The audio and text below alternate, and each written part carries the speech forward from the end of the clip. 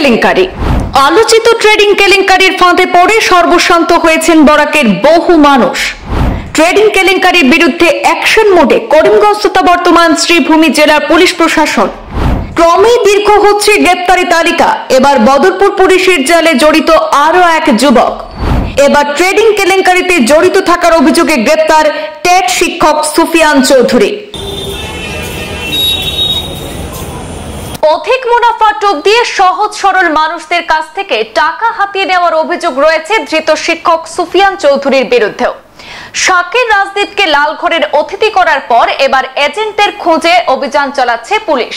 ইতিমধ্যে ট্রেডিং কেলেঙ্কারির দায়ে বেশ কয়েকজনকে গ্রেপ্তার করে আইনের হাতে তুলে দিয়েছে করিমগঞ্জ তথা বর্তমান শ্রীভূমি পুলিশ। ট্রেডিং কেলেঙ্কারির আলোচিত মামলায় গ্রেপ্তারির নতুন সংযোজন এবার টেট শিক্ষক সুফিয়ান। বরাক উপত্যকার ট্রেডিং কেলেঙ্কারির অন্যতম হোতা শাকির রাজদীপকে জালে পুরেও বসেনি বদরপুর পুলিশ।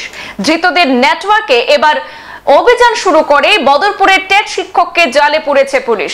ওসি উত্তম অধিকারীর ভাষ্যমতে জানা গেছে যে অধিক মুনাফা টোপ দিয়ে একাধিক ব্যক্তির কাছ থেকে টাকা সংগ্রহ করার অভিযোগ রয়েছে ধৃত বদরপুরের টেট শিক্ষকের বিরুদ্ধে।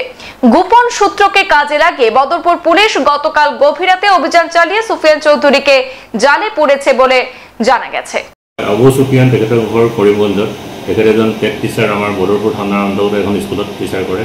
তেখেতে বিভিন্ন মানুহৰ পৰা ট্ৰেডিঙৰ নামত তেওঁ এইটো লুকাই চুৰিকৈ মানে পইচা লৈছিল। যদিও ট্ৰেডিং বুলি এগ্ৰিমেণ্ট কৰা নাছিল, আমি তথ্যমতে পোৱা মতে তেওঁ ট্ৰেডিঙৰ নামতে বহুত কোটি টকা সংগ্ৰহ কৰি পলাই আছিল। তেখেতৰ নামত এটা কেছ ৰুজু হৈছিল আৰু সেই কাৰণত তেখেতক এৰেষ্ট কৰা হৈছে। এই বদৰপুৰ অঞ্চলৰ পৰা এৰেষ্ট কৰিছে তেওঁ লুকাই থকাৰ পৰা। সংবাদ এই পর্যন্তই। পরবর্তী অন্যান্য আপডেট পেতে অবশ্যই সাথে থাকুন। ধন্যবাদ।